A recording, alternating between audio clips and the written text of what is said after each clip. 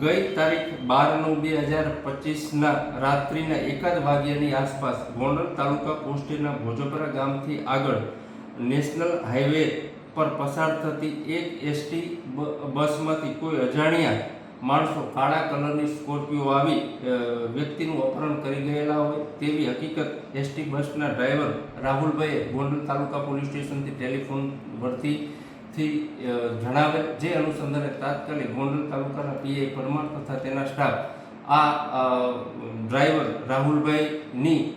FIR register કરવામાં આવેલી તારીખ 12/9/2025 રોજ BNS કલમ 140(2), 115(2), 126(1) અને 131 મુજબ એફઆઈઆર રજીસ્ટર કરવામાં આવેલી છે. અને આ અપહરણ કરતા અને આ વ્યક્તિને છોડાવવા માટે થઈ અમારા આઈજીપી શ્રી અશોકકુમાર યાદવ સાહેબ તેમજ રાજકોટ ગ્રામ્ય એસપી શ્રી વિજય ગુજર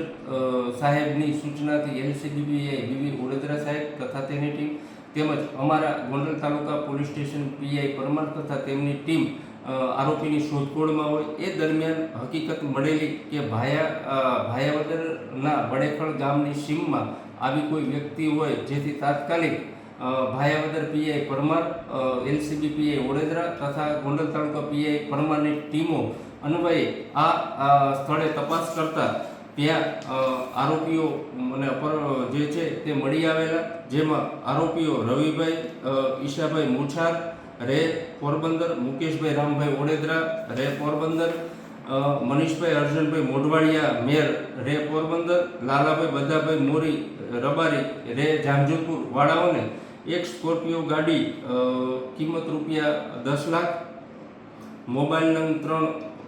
1,15,000, ટોટલ મુદ્દામાલ 1,11,15,000 સાથે ધરપકડ કરવામાં આવેલી છે. અને આ કામે જે અપહરણ થયેલ તે સંજયભાઈ સામતભાઈ મુછાર, જે SRPમાં નોકરી કરેલ છે, તેને પણ હેમખેમ છોડાવેલ છે. આ કામે એવી હકીકત છે કે આ સંજયભાઈની બેનની આ આરોપીઓ જે લાલાભાઈ મોરી હોય તેના કૌટુંબિકમાં આ શાંતિબેનની લગ્ન કરેલા હોય અને આ લગ્નથી શાંતિબેનની કૌટુંબિક બાબતો સબબ આ બંનેને માથાકૂટ થયેલી હોય, જે અનુસંધાને આ સંજયભાઈને જે કુતિયાણા ખાતેથી બસમાં આવવાની હકીકત હોય ત્યાંથી તેઓનું અપહરણ કરેલ છે. આમ ટૂંકા ગાળામાં આ આરોપીઓ તેમજ